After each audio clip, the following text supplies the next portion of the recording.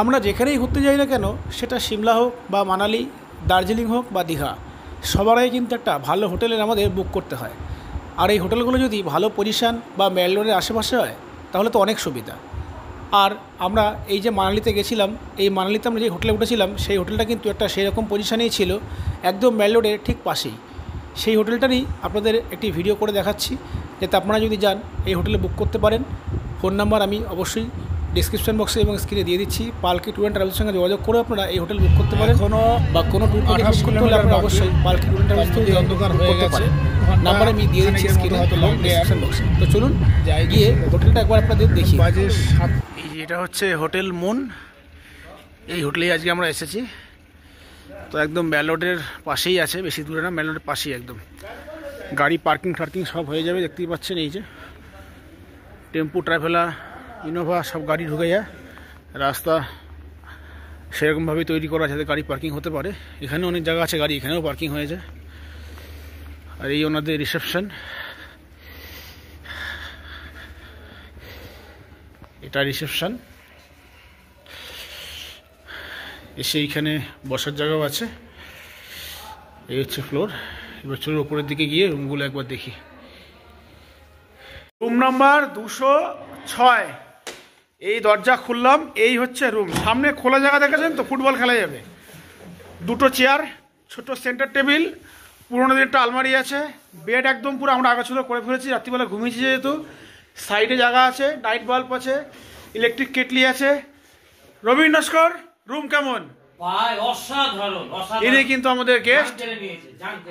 আচ্ছা, ওনার ট্রলি ওইটা, ওইদিকেও charger point, এদিকেও চার্জার পয়েন্ট, দুদিকে দুটো চার্জার পয়েন্ট, দুটো নাইট বাল্ব। এদিকে তো দেখিয়ে দিলাম।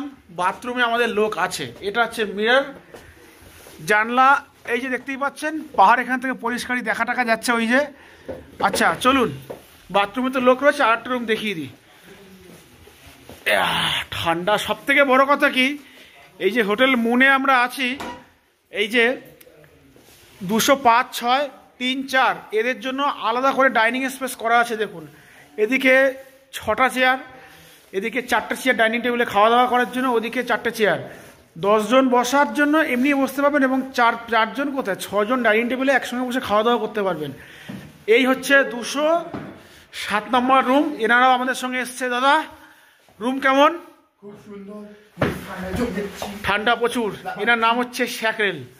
আচ্ছা, এই ঘরেও তাই, টিভি আছে, আলমারি আছে, দুটো চেয়ার আছে, সেন্টার টেবিল আছে। ওটাকে দেখালাম না, ওরা অনেক কিছু মালপত্র রয়েছে। বেড কিং সাইজ, 3 জন থাকা যাবে।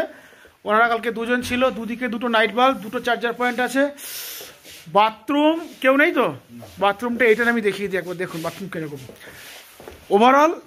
আচ্ছা, কারেন্ট চলে গেল নাকি? কারেন্ট চলে গেল, আবার চলেও আসলো